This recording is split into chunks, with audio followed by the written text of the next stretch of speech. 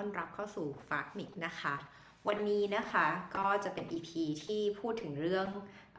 ทำไมถึงชอบไปเที่ยวคนเดียวนะคะก็เรียกว่าทริปล่าสุดเนี่ยก็คือไปเที่ยวที่กรุงลอนดอนคนเดียวนะคะก็เรียกว่าก็ค่อนข้างสะดวกเพราะว่าบินไฟล์ตรงนะคะจากแฟรงก์เฟิร์ตเนี่ยเยอรมันแล้วก็ไปที่ลอนดอนก็คือใช้เวลาประมาณแค่1ชั่วโมง45นาทีแต่ว่าเอาจริงๆแล้วเหมือนกัปตันจะรีบไปไหนไม่รู้กลายเป็นว่าพอขึ้นเครื่องจริงๆเนี่ยก็ชั่วโมงนิดๆอะค่ะชั่วโมง10นาทีก็ถึงแล้วยังไม่ทันได้นอนสนิทเลยอะไรอย่างเงี้ยนะคะก็ถึงที่ลอนดอนแล้วดังนั้นเนี่ยก็ครั้งนี้ก็เป็นการไปเที่ยว9วันนะคะแล้วก็โดยไม่ได้มีการโหลดกระเป๋า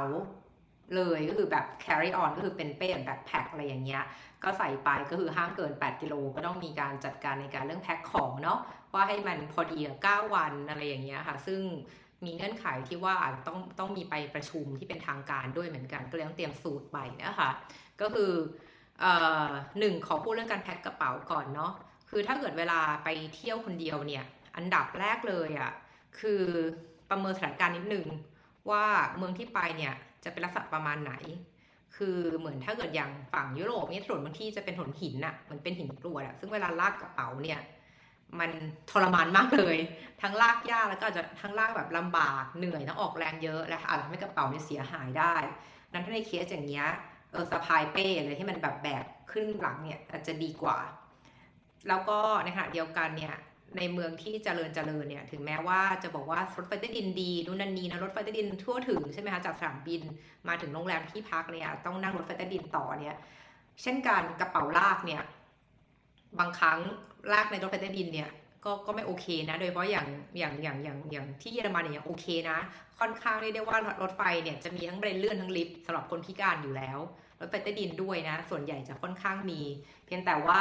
ในถ้าเกิดไปเมืองเล็กๆเนี้ยก็อาจจะไม่ได้มีเป็นระดับบันไดซึ่งก็ต้องยกกระเป๋าเองทั้งหมดเลยอย่างเงี้ยดังนั้นเนี่ยถ้าไปคนเดียวก็ต้องประเมินว่าถ้าอยู่ต้องลากทุกอย่างคนเดียวไหวไหมถ้าเกิดไม่อยากนั่งแท็กซี่เนาะซึ่งอันเนี้ยตอนที่เราไปพวกอย่างพวกลอนดอนพวกปารีสเนี้ยเข้าใจว่ารถไฟใต้ดินในบางสถานีเนี่ยคือเดินไกลมากคือถึงแม้จะบอกว่ามันเชื่อมต่อกันนั่นแต่ว่าพอเหมือนกับมาจากไซต์ A มาลงทุกสถานีตรงนี้เสร็จแล้วคุณจะไปต่อสาย B สถานีเดียวกันเนี่ยมันไม่ใช่ว่ามันไม่เหมือน BTS ไทยอะที่แบบว่าเหมือนขึ้นอันนี้แล้วก็ลงต่อแบบข้ามอีกฝั่งก็ขึ้นสะพานตัดไปหรือว่ามีแค่เดินเลื่อนนิดหน่อยก็ถึงแล้วแต่ในบางครั้งรถไฟใต้ดินที่ไม่ว่าจะเป็นที่อังกฤษหรือที่ฝรั่งเศสเนี่ยคุณต้องเดินไกลมากแล้วมันก็ขึ้นลงเป็นบันไดบางทีก็แคบๆเนี้ยทำให้ถ้าเกิดคุณลากกระเป๋ามาเนี่ยแล้วถ้ากระเป๋าใบใหญ่แบบเป็นไซส์ L XL เงี้ยคือบอกได้เลยว่าทรมานมากแล้วคุณมีทั้งใบใหญ่และใบเล็กที่เป็นลากทั้งคู่เนี่ยยกลงบันไดเนี่ยโหดร้ายนะคะอันนี้ก็คือแบบว่าตอนเวลาเหมือนอย่างที่ฝ้ายเคยเจอก็คืออย่างเวลาบินกลับไทยก็จะเป็นเนี่ยกระเป๋าลูกใหญ่ลูกนึงแล้วก็ลูกเล็กลูกนึงอะไรก็พยายามขึ้นรถไฟเองอะไรเองหมดเลยใช่ไหมเพียงแต่ว่าถ้าเกิดในเคสที่มันไม่มีลิฟต์หรือมีบันไดเลื่อนเงี้ยต้องขึ้นบันไดหรือแต่ต้องลงบันไดเงี้ยก็จะเริ่มแบบอีหลักอีเหลือทำไงดีก็จะหลายๆครั้งจะค่อนข้างโชคดีที่ว่าจะมีคนมาช่วยยกให้แบบคนเยอรมันเนี่ยเห็นเราตัวเล็กๆเขาก็มาช่วยยกอะไรอย่างเงี้ยนะคะดังนั้นเนี่ยเวลาการไปเที่ยวคนเดียวเนี่ยดับแรกเลยคือคิดเรื่องสัมภาระให้ดีว่าแบบไหนมันจะเคลื่อนที่ได้ดีที่สุดนะคะซึ่งถ้าเกิดคุณจะลากกระเป๋าไปบางอันอย่างนั้นเนี่ยในบางเคสคุณอาจต้องเสียเงินค่าแท็กซี่ไหมอะไรอย่างเงี้ยเพราะว่าลากเองเนี่ยน่าจะไม่ค่อยเวิร์กอะถึงขั้นเจ็บตัวได้ในบางครั้งอะไรอย่างเงี้ยนะคะดังนั้นส่วนที่2ต่อมาคือเรื่องเสื้อผ้าเนาะคือถ้าเกิดเป็นเทียบแบบบัตเจ็ตที่เฟยบอกก็แบบก็ตั้งใจว่าจะไม่อยากเสียเงินจ่ายค่าโหลดกระเป๋าที่เกียจรอโหลดกระเป๋าด้วยมันเสียเวลาอะไรอย่างเงี้ยก็นั่นหมายความคุณจะ carry on แบบ8กิโลอย่างเงี้ยดังนั้นเนี่ยถ้าคุณไม่คิดจะซื้ออะไรเพิ่มอ่ะโอเคคุณก็ยัดไป8โลอะไรเงี้ยถ้าคุณคิดจะซื้ออะไรเพิ่มเช่นอย่างฝ้าจะชอบซื้อหนังสือไอ้ข้างหลังเนี่ยก็คือซื้อมาเวลาไปเที่ยวข้างนั้นน่ะก็ต้องเผื่อน้ำหนักไว้ว่าหนังสือเราจะซื้อได้กี่เล่มอะไรอย่างเงี้ยเพราะว่าถ้าเกิดไม่เผื่อไว้แล้วหนักเกินเนี่ยก็จะเป็นปัญหาดังนั้นเนี่ยตอนแพ็คไปเนี่ยก็ไม่ได้มีเครื่องชั่งน้ำหนักเนาะแต่เน้นเรียกว่าเอาที่จำเป็นซึ่งข้อดีของการไปเที่ยวเมืองหนาวเนี่ยก็คือว่าคุณไม่ต้องเอาเสื้อผ้าไปเยอะคือมันใส่ซ้ำได้อะไอเสื้อผ้าข้างนอกอะดังนั้นสิ่งที่แฟ้วไปก็จะเป็นสูทที่เป็นสูท3ชิ้นที่เอาไว้ใส่ทางการตัวหนึ่งเนาะแล้วก็เป็นกางเกงยีน1ตัวก็คือกางเกงยีนที่ใส่ขาไปอะตอนขึ้นเครื่อง แล้วก็กระโปรง1ตัวแล้วก็ที่เหลือจะเป็นพวกเลกกิ้งอะไรอย่างนี้ใช่ไหมคะถุงน่องอะไรนิดหน่อยถุงเท้า2คู่อะไรอย่างเงี้ยแล้วก็เสื้อข้างในทั้งเรียกว่าเสื้อเป็นเสื้อกันหนาวเนี่ย2ตัวแค่นั้นเองก็มีแค่เนี้ยแล้วก็ใส่วนไปวนมาอยู่แค่9 วันนี่แหละที่อยู่ที่อังกฤษแล้วก็ที่สำคัญถึงแม้ว่าเราจะพยายามจะกดน้ำหนักให้น้อยแต่ทั้งนี้นั้นเนี่ยรองเท้ายังไงก็ควรต้องเอาไปอย่างน้อย2 คู่อย่างน้อยคือถ้าเกิดรองเท้าที่ถ้าคิดว่าจะเอาไปคู่เดียวเนี่ยต้องให้แน่ใจว่ารองเท้าคู่นั้นเนี่ยเป็นรองเท้าที่แบบไม่เกเรอ่ะคือจะไม่กัดเราอะไรอย่างเงี้ยในระหว่างการท่องเที่ยวเนาะเพราะไม่งั้นก็แบบว่าก็ต้องซื้อใหม่อะไรเงี้ยระหว่างอยู่ที่นั่นอันนั้นเนี่ยก็ฝ้ายจะเอาไป2 คู่ก็คือคู่หนึ่งก็เป็นรองเท้าบูทส้นสูงหน่อยที่เอาไว้ใส่กับสูททางการได้แล้วก็อีกคู่หนึ่งก็คือรองเท้าผ้าใบรองเท้าสนีกเกอร์โอนิสกะอะไรเงี้ยปกติทีนี้ก็ที่สำคัญต่อมาก็คือว่าถ้าไปเมืองที่อย่างลอนดอนอย่างเงี้ยเรารู้แล้วว่าฝนฟ้ามันเพี้ยนอ่ะมันมีหลายฤดูกาลใน1 วันดังนั้นก็ต้องเอาร่มไปด้วยเนาะหรือว่าเสื้อกันฝนแล้วแต่ว่าใครถนัดแบบไหนซึ่งอันนี้ก็เป็นจุดที่เรารู้สึกว่าเวลาไปเที่ยวคนเดียวเนี่ยห้ามพลาดเรื่องพวกนี้เพราะว่าถ้าคุณไม่อยากไปซื้ออะไรใหม่ที่นู่นเนี่ยก็คือเตรียมไปไว้ดีกว่าลักษณะนี้เนาะอันนี้ก็เป็นเสื้อผ้าคร่าวๆทีนี้ถ้าเกิดเป็นผู้หญิงและเที่ยวคนเดียวด้วยเนี่ยก็ต้องบอกก่อนว่าเราเริ่มการเหมือนเที่ยวคนเดียวตั้งแต่แบบ24มั้ง24คือเรามาที่เยอรมันครั้งแรกตอน23แต่ปีแรกยังไม่ได้ซ่ามากปีแรกก็เน้นทำความรู้จักประเทศเยอรมันให้ดีก่อนแล้วก็เรื่องเรียนให้เข้าที่ก่อนใช่ปะแต่หลังจากนั้นเนี่ยพอ24 25ต้นไปเนี่ยก็เนื่องจากว่าพออยู่ยุโรปเนี่ยข้อดีก็คือว่ามันเดินทางสะดวกแล้วก็มันไม่ต้องขอวีซ่าเป็นเชงเก้นได้หมดแล้วก็เดินทางด้วยรถไฟก็ได้แล้วรถบัสเนี่ยนะถ้าเกิดเป็นนักเรียนเนี่ยเรียนเป็นโลบัสเจ็ตเนี่ยก็นั่งรถบัสเนี่ยก็ไปได้ทั่วเลยแล้วก็ในบางกรณีก็สบายกว่ารถไฟด้วยซ้ำอะไรอย่างเงี้ยนะแล้วแต่จะเลือกแต่ถ้าไปเที่ยวคนเดียวก็เช่นกันกระเป๋าก็อย่างที่บอกไปเนาะดูสถานการณ์ซึ่งคิดว่าถ้าเกิดเที่ยวอย่างเงี้ยคิดว่าเป้แบบแบ็คแพ็คซื้อดีๆสักอันหนึ่งอะมันใช้ได้นานเลยอะไรอย่างเงี้ยเนาะแล้วก็เหมือนถ้าเกิดถามว่าเป็นผู้หญิงไปเที่ยวคนเดียวอย่างเงี้ยแล้วไปเมืองที่แบบไม่รู้จักใครอย่างที่ตอนนั้นที่ไปเนี่ยจะไปยุโรปตะวันออกคือไปพวกโปแลนด์พวกคาคราวพวกอะไรพวกนี้ใช่ไหมแล้วก็ไปฝั่งของเช็กเนาะสารเช็กไปพรากอะไรอย่างเงี้ยแล้วก็ไปบูดาเปสต์เนี่ยแถบนั้นเรียกว่าก็ไปคนเดียวเนี่ยก็นั่งรถไฟนั่งรถบัสแหละต่อเนื่องไปสิ่งสำคัญคือเวลาไปคนเดียวเนี่ยเรารู้สึกว่าดับแรกเลยอ่ะคือการแต่งตัวเราก็ต้องพยายามให้มันกลมกลืนอ่ะนิดหนึ่งคือชอบมีคนแซวเนาะว่าคนไทยเราไปเที่ยวไหนจะรู้เป็นคนไทยเพราะว่าจะแต่งตัวเวอร์หน่อยเลยเพราะแบบอาจจะไม่ได้ค่อยได้มาที่ประเทศหน้าหนาวก็ต้องใส่นู่นใส่ใส่เฟอร์อะไรอย่างเงี้ยซึ่งหลายครั้งแค่การแต่งตัวเนี่ยมันก็พอจะดูออกว่าอยู่ไม่ใช่คนที่นี่อันนี้คือ1 จุดนะดังนั้นก็คือเราจะเน้นความกลมกลืนคือเราก็แต่งตัวสีสันแจ๊สหรือแบบเป็นแฟชั่นนะแต่ว่าจะไม่ใช่ขนาดที่มันขนาดนั้นอะแล้วส่วนนี้เป็นส่วนที่แบบอาจจะต้องดูนิดนึงนะถ้าไปคนเดียวก็อยากแบบดึงความสนใจแล้วส่วนที่2ก็คือเรื่องกระเป๋าเงินกระเป๋าพาสปอร์ตเงี้ยคือโชคดีที่ตั้งแต่ไปเที่ยวมาคนเดียวตลอดจนถึงอายุเท่านี้แล้วเนี่ยก็คือเรียกว่าเกือบจะเรียกว่า10 ปีขั้นต่ำอ่ะ10 ปีในการเที่ยวคนเดียวเนี่ยคือเราไม่เคยโดนล้วงกระเป๋าเลยนะไม่ว่าจะไปประเทศอย่างฝรั่งเศสนิวยอร์กไปที่ไหนก็ตามทีโลกตะวันออกเช่นกันเพราะเรารู้สึกว่าส่วนหนึ่งเนี่ยหลักการง่ายๆกระจายความเสี่ยงก็คือว่ากระเป๋าที่เราถือเป็นกระเป๋าสะพายอย่างเงี้ยก็โอเคก็มีได้ก็ใส่เงินอาจจะเป็นกระเป๋าหลักกระเป๋าตังค์หลักที่เราไว้หยิบใช้จ่ายอะไรเงี้ยก็อยู่ในกระเป๋าตังค์กระเป๋าเป้สะพายข้างหรือสะพายหลังแล้วแต่ว่ามันจะต้องมีอีกส่วนหนึ่งเช่นพาสปอร์ตเนี้ยบางคนก็ใช้แบบกระเป๋าคาดเอวใช่ปะกระเป๋าคาดเอวหรือถ้าคนไม่ชอบไม่สวยเงี้ยก็อาจจะเป็นกระเป๋าสะพายข้างแบบเล็กๆที่เอาไว้แค่ใส่ได้แค่ตัวพาสปอร์ตในทำนองเนี้ยกับ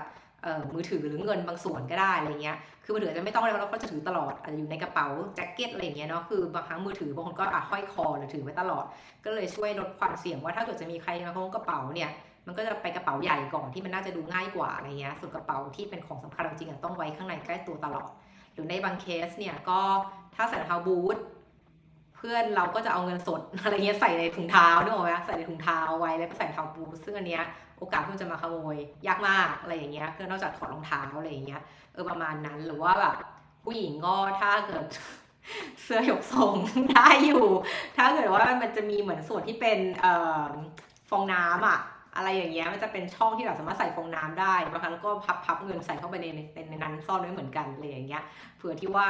คือตรงนั้นถ้าเกิดใส่ไว้ใน เสื้อยกทรงมันไม่มีทางใครจะขโมยได้อยู่แล้วใช่ไหมอะไรอย่างเงี้ยก็คือเป็นจุดหนึ่งที่ตอนที่เราไปหาพวกโลกตะวันออกที่ก็ดูเหมือนไม่ปลอดภัยเท่าฝั่งยุโรปตะวันตกหรือแม้แต่ตอนที่ไปสวีเดนสต็อกโฮล์มเนี้ยเราก็รู้สึกถึงความปลอดภัยแบบเดินเที่ยงคืนเดินคนเดียวได้อะไรในเมืองเก่าใช่ปะนั้นเนี่ยเรารู้สึกว่าการเที่ยวคนเดียวของผู้หญิงเนี่ยก็คือให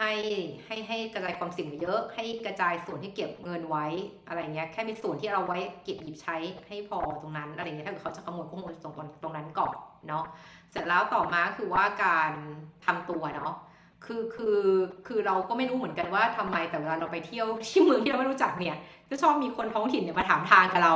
ทางที่เราก็จะบอกก็ไม่รู้เหมือนกันนี่ก็เป็นนักท่องเที่ยวนะไม่ใช่คนที่อยู่ที่นี่แต่เขาชอบมาถามเราแล้วรู้สึกว่าส่วนหนึ่งอาจจะเป็นเพราะเรื่องของกา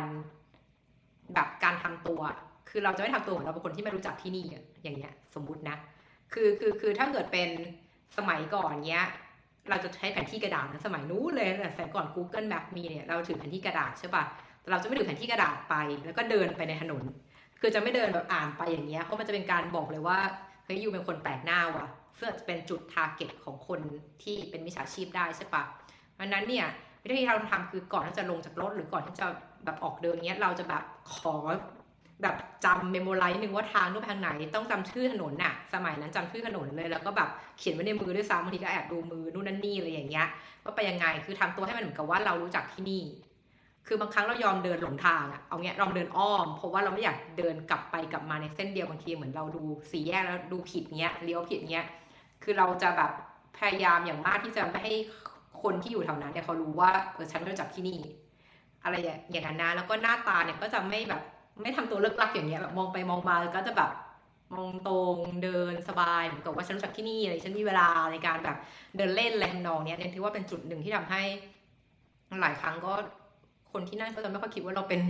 นักท่องเที่ยวนะแล้วก็อย่างหนึ่งก็การเหมือนเวลาที่เราจะเหมือนบางครั้งเนี่ยมีคนเข้ามาทักเข้ามาคุยอย่างเงี้ยอย่างกลุ่มถ้าเกิดพวกที่ไปแถวพวกปารีสเงี้ยหรือแม้แต่ฝรั่งเศสตอนใต้เงี้ยแล้วก็ฝั่งโลกตะวันออกเนี่ยก็จะมีพวกยิปซีเดินมาทักเดินมาของเงินเดินมาอะไรอย่างเงี้ยหรือมีคนเข้ามาทักอะสำหรับเรานะเราไม่สนเลยว่าเป็นใครแต่อิกนอหมดคือเราไม่สนใจเลยคือใครเดินมาพูดแล้วก็ทำเป็นไม่ได้ยินไม่มองไม่สบตาคือเดินผ่านเป็นอากาศไปอะไรอย่างเงี้ยประมาณนั้นเลยจนนอกจากว่าเขาแบบ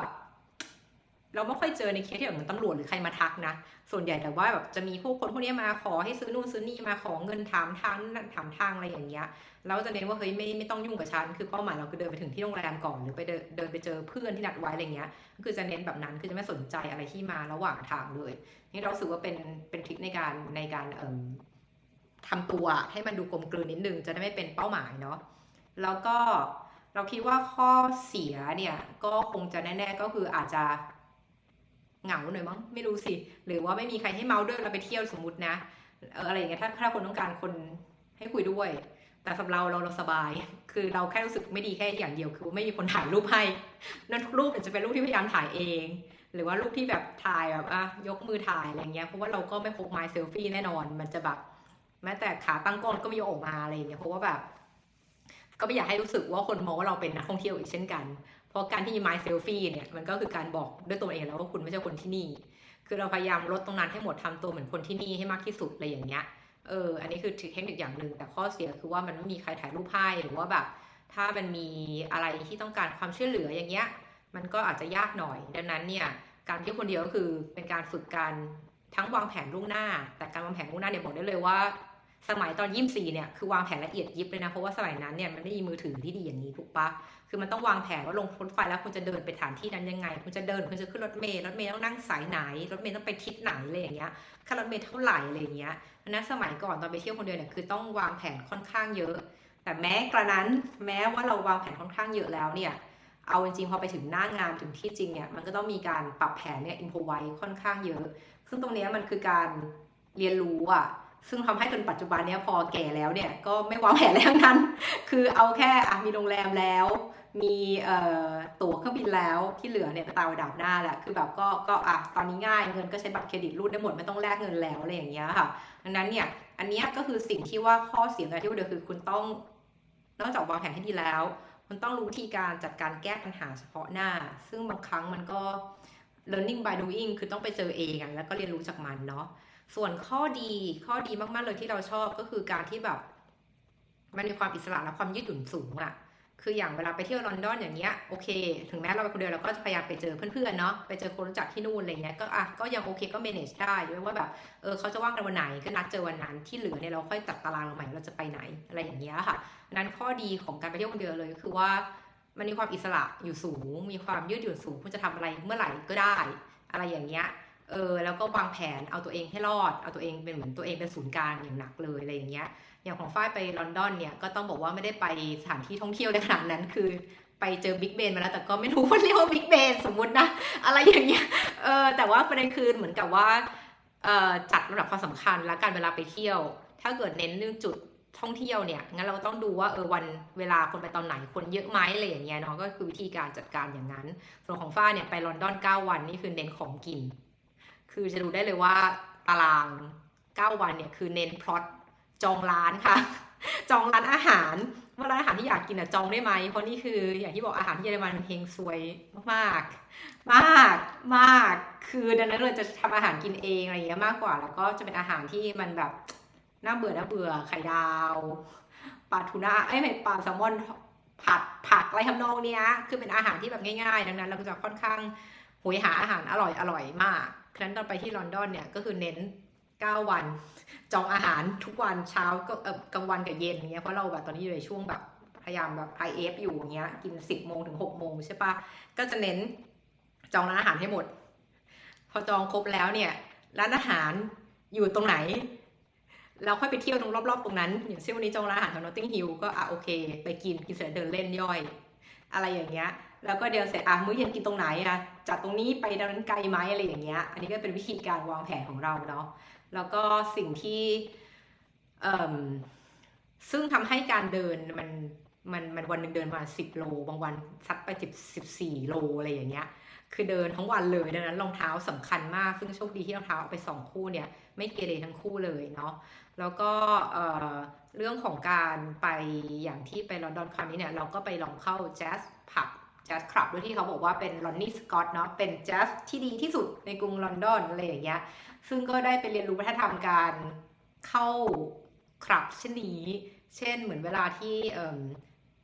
เขากำลังแสดงเงี้ยอันนี้ก็ต้องซื้อตั๋วด้วยนะแบบมีตั๋วจะดูนักดนตรีคนไหนอะไรอย่างเงี้ยเราก็แบบเพิ่งไปจองก่อน 2-3 วันเนี้ยทำให้แบบหลายวันมันโซลเอาท์หมดแล้วดังนั้นเนี่ยคิดว่าในการไปเที่ยวอย่างประเทศพวกนี้สิ่งคุณต้องทำคือคุณต้องจองจองคือต้องหาแล้วก็ดูแบบจองผ่าน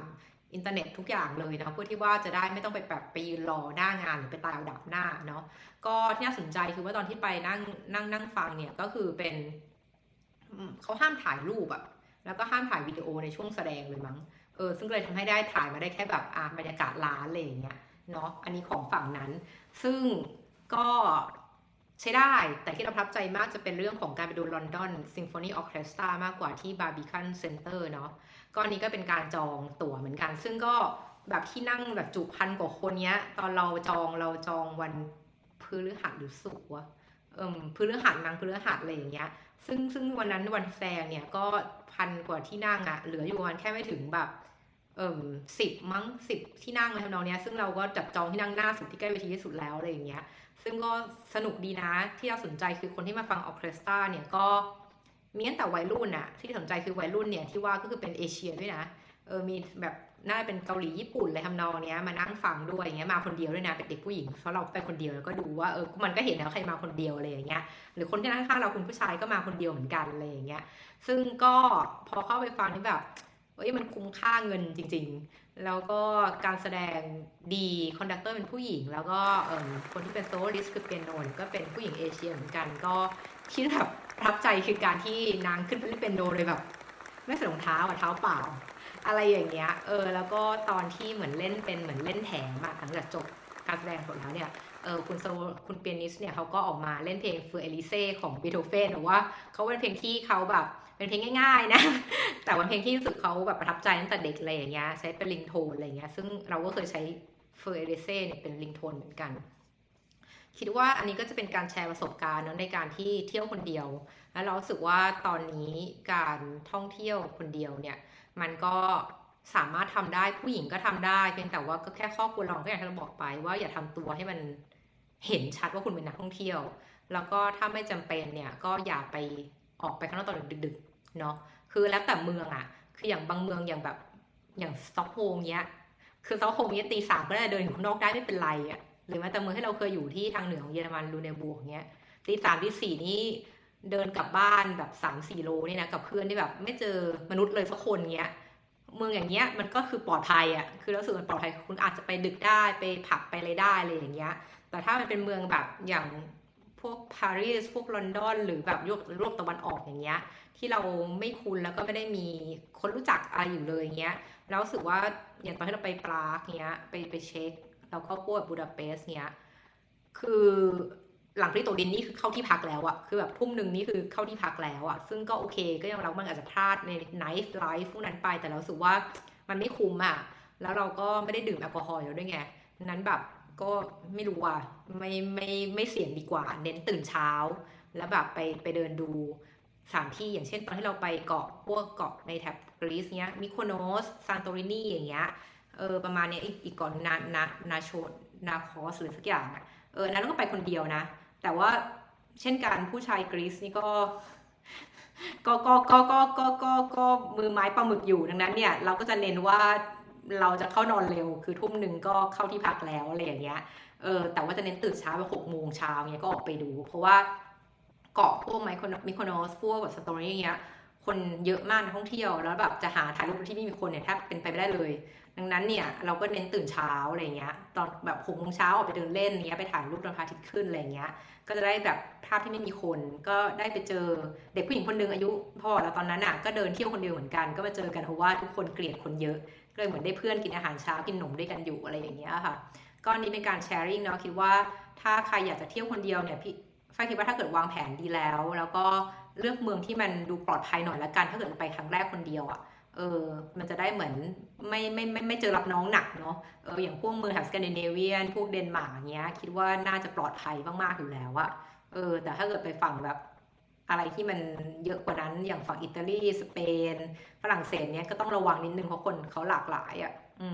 ก็หวังว่าจะได้ความรู้หรือได้